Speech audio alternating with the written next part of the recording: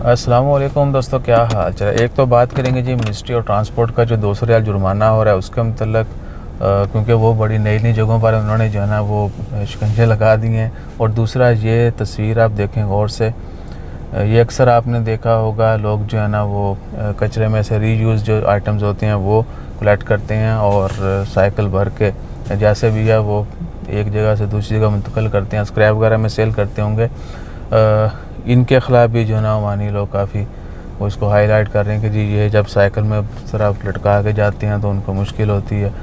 अब बहरहाल सीन क्या है कि हर तरीके से उन्होंने कुछ ना कुछ जो है ना वो आहो, और ये अगर कोई बंदा इस काम में इन्वॉल्व है तो भैया प्लीज़ मेन रोड्स के ऊपर थोड़ा एहतियात करें, या फिर क्या है कि गवर्नमेंट को एक्शन लेके भी जो कि फ्यूचर में कोई ना कोई अपडेट आ जाएगी, इन लोगों को जब पकड़ा जाएगा और जुर्माने फिर वही जुर्माना पहले करते हैं बाद में डिपोर्ट करते हैं।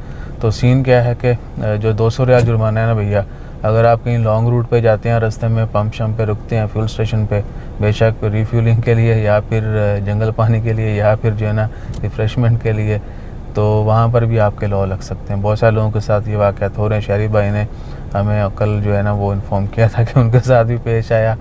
तो कोशिश करें कि आप कहीं पर भी जा रहे हैं, आपके ज़हन में ये चीज़ होनी चाहिए कि आपको कहीं पर भी रोका जा सकता है, ठीक है ना। सड़क किनारे भी रोका जा सकता है और दूर दराज जो पेट्रोल स्टेशन है वहाँ पर भी लॉ लग सकते हैं। लिहाजा इस चीज़ को जहन में रखें और अपना ख्याल जो है ख़ुद कीजिए।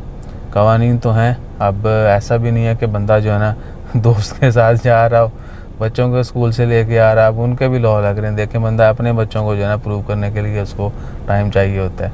तो मैंने पहली वीडियो में ज़िक्र किया था कि ये सोशल लाइफ के ऊपर जो है ना एक ज़रा समझ लें लग चुकी है। बस अभी रिज़ल्ट आप देखते जाइए और फ्यूचर में ऐसे ऐसे कवानीन आएंगे, आप कहेंगे ईसा भाई काश हमने उस वक्त सुनी होती आपकी बात।